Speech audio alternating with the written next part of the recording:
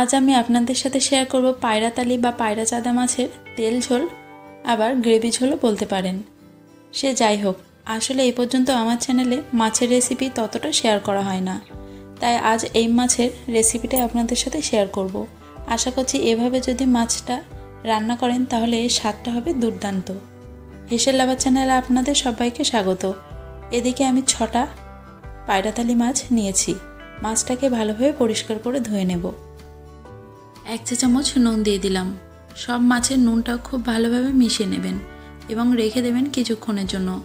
এই মাছ আপনারা কে কী নামে চেনেন সেটা কিন্তু আমাকে কমেন্টে জানাবেন। এদিকে একটা কড়াইতে দিয়ে দিচ্ছি 1/4 কাপ রান্নার তেল। তেলটা খুব ভালোভাবে গরম করে নেবেন। দেখুন, তেলটা যদি কড়াইতে ভালোভাবে গরম করে নেওয়া হয় তাহলে মাছ ভাজার সময় লেগে যাওয়ার সম্ভাবনাটা কম থাকে। আমি এখানে কিছুটা মাছ ভেজে নেব আর কিছুটা ভাজবো না। উল্টে উল্টে মাছগুলোকে খুব ভালোভাবে ভেজে নেবেন কিছুক্ষণ সময় নিয়ে।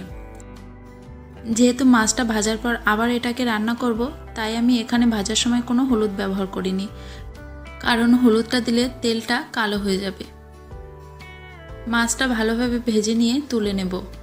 আপনারা চাইলে সব মাছগুলো ভেজে নিতে পারেন। এই মাছের ঝোলের জন্য একটা মশলা বানিয়ে নেব। তার জন্য আমি এখানে নিয়েছি একটু দারচিনি, 4টে এলাচ, 3টে লবঙ্গ আর 7-8টা গোলমরিচ।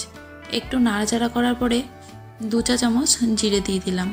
আবারও একটু নাড়াচাড়া করে এটাকে নামিয়ে নেবেন। একটু ঠান্ডা হলে মশলাটাকে গুঁড়ো করে নেবেন।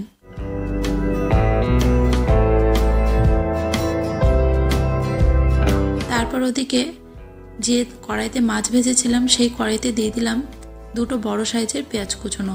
পেঁয়াজটাকে কিন্তু একদম মিহি করে কুচিয়ে নিতে হবে। নাড়াচাড়া করবেন হালকা ব্রাউন হয়ে আসা পর্যন্ত, খুব বেশি ভাজার প্রয়োজন নেই। 2 চা চামচ রসুন বাটা দিলাম। আবারও একটু নাড়াচাড়া করে নেবেন। তারপর এর মধ্যে দিচ্ছি 2 চা চামচ আদা বাটা। এবার মশলাগুলোকে 2-3 মিনিট মতো কষিয়ে নেবেন। তারপর এর মধ্যে দিয়ে দিচ্ছি 1.5 চা চামচ নুন, 1 চা চামচ লঙ্কার গুঁড়ো, 1 চা চামচ হলুদের গুঁড়ো। হলুদ আর লঙ্কার গুঁড়োটা তেলে দিলে কালারটা ভালো আসে।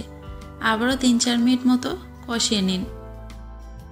এবার সামান্য একটু পানি দিন পেঁয়াজটা গলানোর মতো।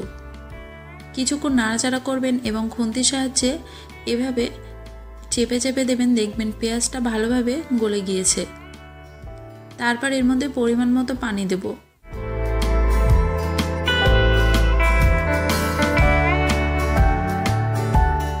এবার ঝোলটা ভালোভাবে ফুটে উঠলে মাছগুলোকে একে একে দিয়ে দেবেন। ওই যে আমি প্রথমে বলেছিলাম কিছুটা মাছ আমি কাঁচা রেখেছি, তার জন্য কাঁচা মাছ ভাজা মাছ সব একসাথেই দিয়ে দিলাম।